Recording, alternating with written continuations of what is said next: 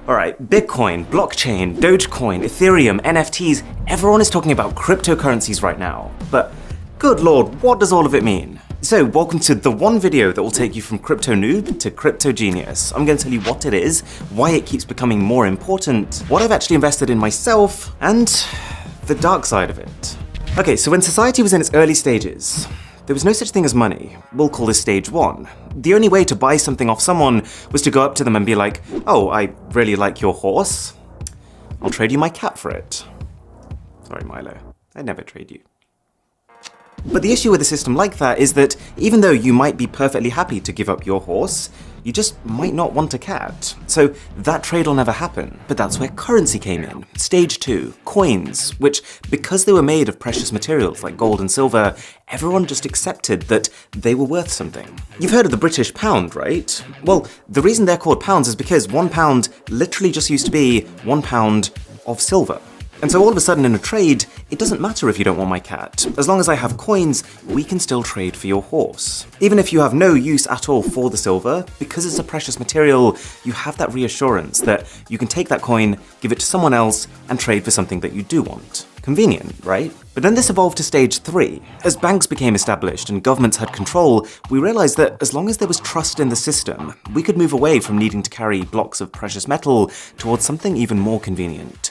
Paper money. It does the same thing, but now the money doesn't have value because it's made of pure silver, it just has value because the government says it has value. Like this £10 note here in the UK, the note itself is just made of, well, it's actually made of plastic. They changed it recently because it's more durable. But if you look closer, you can see that all this actually is the Bank of England promising that they will pay the bearer of this note £10. Really, this is just a receipt, a kind of proof that you own a certain amount of money. But as technology has improved even further, we found even more convenient ways of storing and trading our stuff. We're now in what I would call stage 4, where more people than ever are buying things online and using credit cards, and really when you're at that stage, we don't see our money anymore. It's not about coins or notes or cats, it's just entries on a spreadsheet. Like when I buy a music album from Amazon, all that's happening is that my bank adds an entry in my spreadsheet that says Aaron now has $10 less, and then Amazon's bank adds an entry that says they have $10 more. So, the reason I've given you this entire intro is to give you context on where cryptocurrency sits. It's seen by many people as the most convenient era of exchange ever. Stage 5. The way to think about a cryptocurrency is that it's 100% virtual. I know the logo for Bitcoin kind of looks like a physical coin. It really is a Bitcoin now. But with crypto, there is no gold, there is no silver, there is no paper. It really is just the transfer of digital assets. But the core concept is exactly the same. Think of them as literally just running spreadsheets of who's paid what to who. But instead of multiple banks keeping their own separate records, with crypto, there is just one enormous spreadsheet of every transaction made using that currency. And this is called a ledger.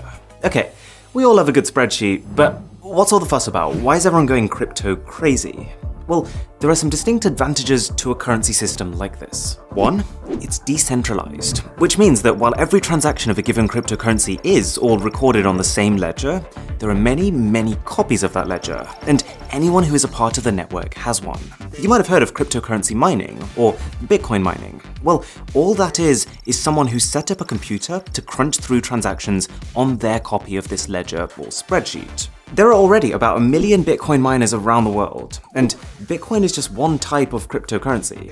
The reason they're doing it? Well, if you dedicate your computer's power to mining, say Bitcoin, then you will earn some Bitcoin as compensation. So the result of this is that if I go into a store and spend 5 Bitcoins on something, then instead of just checking with one bank's records, the shop instead checks with every single computer on this network if I have enough. And assuming I do, each computer will give the go-ahead, and then every single one will update their records independently. So because you end up having this many copies of exactly the same ledger, it becomes very easy to tell if anyone's trying anything fishy. Who bought this? Like if I try to hack into someone's computer that's on the network and give myself more money by adjusting figures on their copy of the ledger, it's not going to get through. The system will realize that 99.9% of the copies on the ledger are saying one thing, but one of them is saying something else, so must have been tampered with. There's very clear organization to the system, and I think people believe in it because they see the future as open, traceable transactions, much more so than having like some bits of the record over here and other bits over there. And I know it seems complex at this point, but as we go through this, I think you'll realize that for a lot of people, in a way, it's simpler. There are plenty of areas in the world that have internet access, which is all you'd need for crypto, but don't have access to traditional banks, which require a lot of paperwork and documentation. 2, and I've kind of implied this already, but the main perk of crypto is that you don't need banks anymore. Because everything is stored by the people on this ledger, you can make international payments almost instantly instead of it taking half a day with no spending limits. Plus, you don't need to worry about exchange rates, you don't need to worry about interest rates, and even transaction fees are close to zero. For some cryptocurrencies, that is. But this is where the real fun begins. I'm fun at parties, I promise. The reason that cryptocurrencies are called cryptocurrencies is because they're secured by cryptography. And one example of this, which a lot of the major cryptocurrencies like Bitcoin use, is blockchain. Now, people often get confused by this. Blockchain is not Bitcoin. Blockchain is not a currency itself. Blockchain is just a secure type of ledger. So you know that big spreadsheet that everyone has that's recording transactions? Blockchain is just a way of organizing it, funnily enough, into blocks. So every time I pay for something with Bitcoin, that transaction is recorded as a block. Each block contains transaction data, like who was paid and how much, a hash, which is a unique identifier, and the hash of the previous block in the sequence, or the last transaction that was recorded. And the pivot on which this system rests is that if something in a block is changed, then that block's hash will change. You might be starting to see where this is going. Because each block also contains the data of the previous block, if the hash of the block here changes, then the next block will no longer have a matching hash with it, and so every subsequent block after that one becomes invalid. So if you combine this with what we talked about earlier, this whole idea of a million different users all having their own copy of the blockchain ledger, then if I wanted to fraudulently create a transaction that, say, paid me money, I'd have to not just tamper with a block and every single block after it, but I'd also have to do this on at least 500,000 computers around the world, so that the majority of computers in the system are also consistent with the one I've tampered with. Probably not gonna happen. Whereas just hacking into someone's dollar account and sending myself money, that does happen. And it's sometimes as simple as just literally guessing someone's 6-digit PIN. But there's a massive jump between that and trying to hack into 500,000 uncorrelated computers at once. Okay, so cryptocurrencies have their issues. I'm literally going to get to them in a minute, but hopefully you can see why some people are excited about them. And that brings me on to investments. You've probably heard of people putting money into cryptocurrencies, and all that means is that they're exchanging normal currencies, like dollars, for cryptos, like Bitcoin. They're hoping that those cryptocurrencies become the next big thing, and therefore suddenly shoot up in value, at which point they can then either spend them, or just exchange them back for more dollars than they bought them for. There's actually a term for cryptocurrencies that skyrocket like this, going to the moon, or mooning, but that can mean something very different depending on who you talk to. But the one decision that someone would have to make at this point is, which cryptocurrency? Because we've talked about Bitcoin, but Bitcoin is just one of over 4,000 different cryptos already, and each of them have different properties. For example, Ethereum, which is the second most invested in, can process transactions even faster than Bitcoin. There's one called Cardano, which is considered to be technologically superior. There's one called Litecoin, which has a newer algorithm. And if you are enjoying this video, then a sub to the channel would be delightful.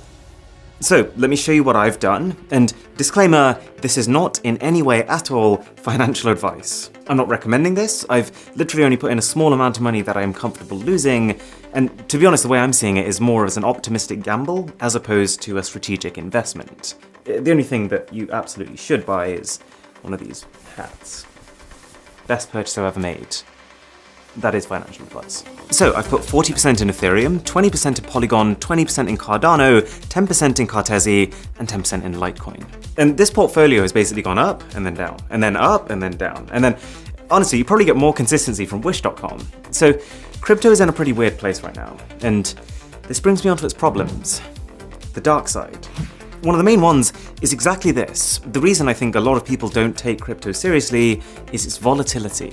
Because these currencies are so new and they're completely digital, unlike, say, the market for gold, no one really knows what they should be worth. And so you find that crypto prices are quite heavily speculative. They're tied to the news cycle. Like when a glowing article comes out about them, prices spiral upwards, but then when Elon Musk posts a tweet that puts them down, they go way down. 2 is the fact that they're not really accepted as a form of payment in, well, most places. Like, yes, I can now book holidays with crypto, I can donate to Wikipedia with crypto, but there's been a lot of companies who are pretty back and forth with it. Microsoft, Tesla, even Burger King are examples of companies who said they were going to accept Bitcoin, and then they said they weren't going to accept Bitcoin. 3. There can be an environmental concern. See, the whole reason why a lot of these cryptos are so secure is because of this concept of transactions being verified many times by many computers. So I think it's a fair criticism that in itself creates a fundamental inefficiency. That much computing power requires a lot of electricity. But at the same time, you could counter this by saying that traditional banking uses more electricity, that there are newer coins with better technology that are more efficient, and that one day we'll be able to get that electricity from renewable sources. Depends who you ask. And 4, there's also a pretty strong sentiment that because there's no real policing or regulation on crypto right now, it's like the perfect currency for criminals. But to be honest, I think the data speaks for itself on that one. According to Chainalysis, 0.34% of crypto transactions are criminal, up to 5% of normal cash transactions are criminal. And I think that's because it's a bit of a misconception that currencies like Bitcoin are anonymous. They're actually pseudonymous, which means that even though your actual details aren't visible to everyone, your public key, your unique identifier, will be permanently baked into the blockchain upon making transactions with it. So cash is just a better currency for most types of criminal activity, because by its very nature, it's untraceable. Don't ask me how I know that. But as well as the negatives, there are also just some straight up odd things that have come about because of crypto. For example, you might have heard of an NFT, a non-fungible token. If you haven't, you might want to take a seat for this one. I don't want to call it stupid, but this one's a head scratcher. So you know how now you can go into an art gallery and you can pay to own a painting? Well, now thanks to the blockchain, you can pay just to have digital ownership over something. So it doesn't stop anyone from using or sharing that thing, but all it means is that you'd effectively be the owner of the original, and they'd all be sharing copies of it, even if, for most intents and purposes, they look and behave identically. Like, a lot of these NFTs are literally just JPEG images. I think the reason some people find this stupid and kind of funny is that there's a distinct difference between buying an NFT and buying the rights over something. So if you buy the rights over something, that's a very legitimate purchase because you can create merch or sell licenses. With an NFT, you can't. The original owner still has all the reproduction rights over that piece. All it is that you're using the blockchain to prove that you have some ownership over that asset. But clearly, just being able to say that has some value, because an NFT of this Gucci ghost sold for $3,600. The CEO of Twitter, Jack Dorsey, he sold the first tweet he ever made as an NFT for $2.9 million. 5 words! I could do that. Any takers? And this one just blows my mind. This photo, which is basically an overview of one guy's pieces of art, sold for $69 million. Very nice. To clarify, this literally just gives the buyer some digital ownership over a JPEG image.